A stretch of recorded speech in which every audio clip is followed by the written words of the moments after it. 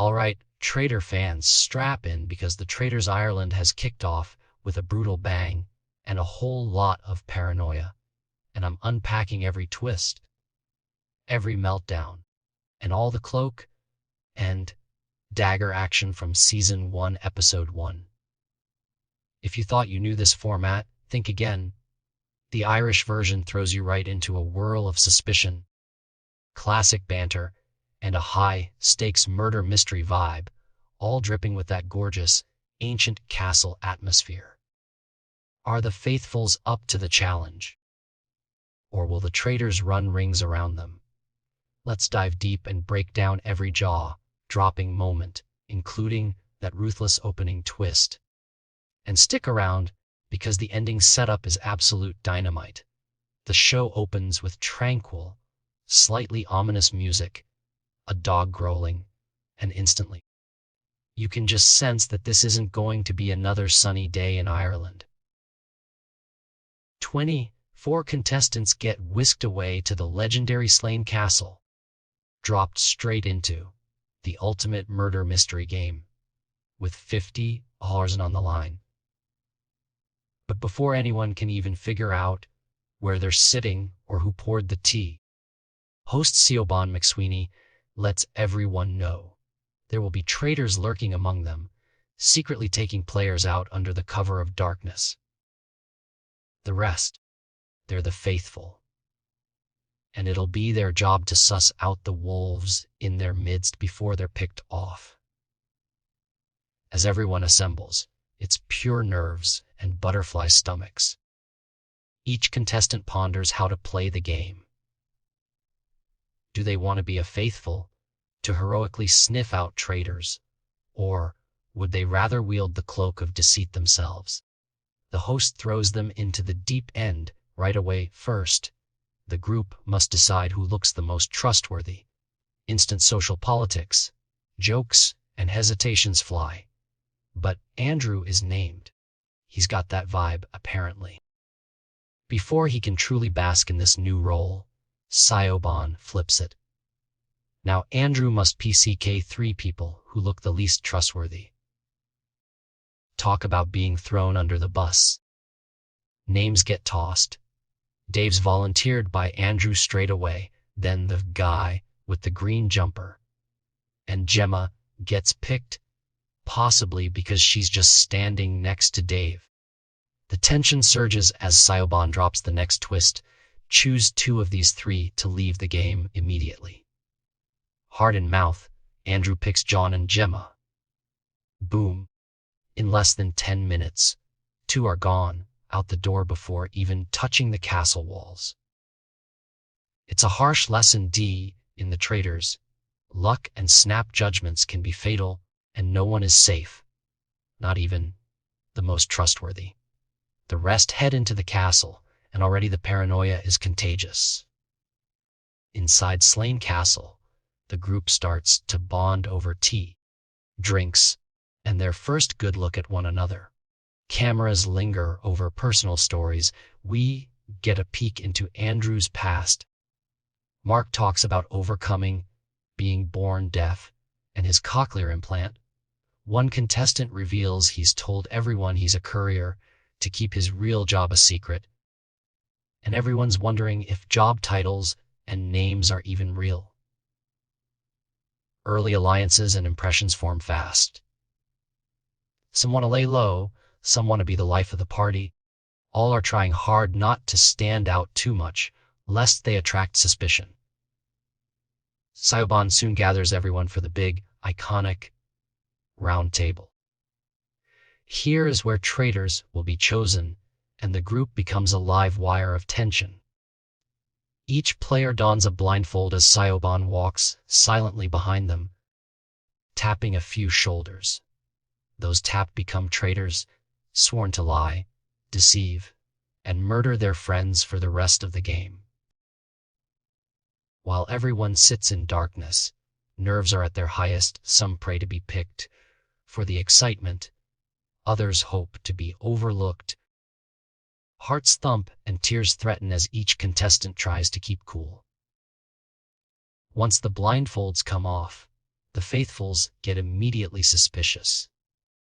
Who's got that little smirk? Who refuses to make eye contact? Or who's a little too quiet? Diane and Vanessa come up as potential suspects just based on their body language, while others try to form alliances and bounce ideas about who might be betraying them. Nina, with her naturally nosy and suspicious vibe, settles into the role of amateur detective, scrutinizing every move. The next phase is the day's mission D. Everyone heads to a distillery for a cash challenge. The group must roll barrels up a grueling hill within a strict time limit to build the prize pot. For Irish TV, the physicality is no joke. You've got barrels full of cash, mud flying, hatching hips, and frantic teamwork. Ben, with his military background, totally stands out, lugging massive barrels and rallying the crew. Dave and Mark are also spotlighted as leaders, but leadership can be a risky thing in this game. It draws attention, but also respect. The clock ticks. Rumors about how much time is left add confusion. Sweat and panic set in. If one person doesn't make it, all winnings for that mission are lost. With adrenaline surging, they work together, and miraculously, the group manages to bag 800 for the pot. Solid teamwork and a serious early win. Cheers ring out. The sense of achievement is huge. And for a fleeting moment, everyone's united. But Siobhan drops a bomb. This is likely the last time they'll ever be together as one happy team. The social game heats up. Traitor paranoia returns, and contestants quickly analyze who they trust. Ben's feat helps his social standing. If there's ever a vote between contestants, it's better to be seen as helpful.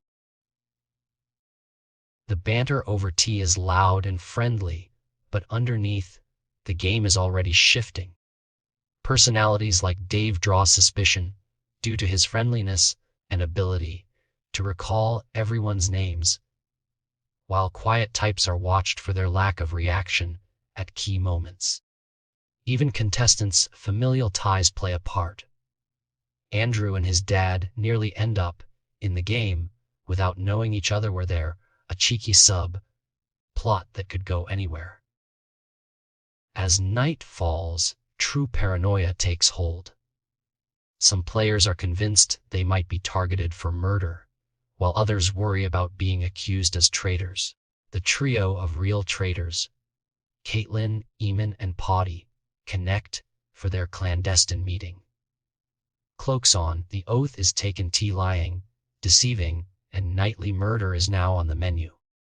Together, they start analyzing who is suspicious, who's bulletproof, like Michelle, who declared she wanted to be a traitor, and who needs to be removed early.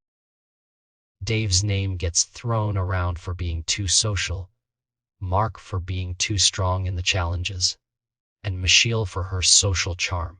Strategy is already splitting hairs. Do they take out a leader everyone likes, or someone who's stirring the pot? In the tense final moments, the traitors decide whom to murder for their first kill. The name gets written and delivered. The murder is committed. The episode doesn't reveal right away who gets the chop. It leaves you hanging for the breakfast scene in episode 2, but make no mistake, the sense of doom is real. So, summarizing the chaos D, the Traitors Ireland throws contestants into an intense social experiment where friendliness can be fatal, and even your most mundane quirks can become proof of treachery. The first episode sets the tone with hard decisions, brilliant teamwork, and a stunning castle backdrop. The three traitors seem solid. Are they cunning enough, or will faithfuls spot them first? Personal drama, early alliances, and pure Irish crack are mixing together into an absolutely nerve-shredding cocktail. That was episode 1 a roller coaster of trust, suspicion, adrenaline, and heartbreak. Tell me what you think. Who's playing the best social game? Who's doomed by their own popularity? Drop your theory below. If you loved this recap, hit the like, share it with fellow Traitor fans, and make sure to subscribe so you don't miss the next devious twist in this Irish edition. See you for Murder and Mayhem in episode 2.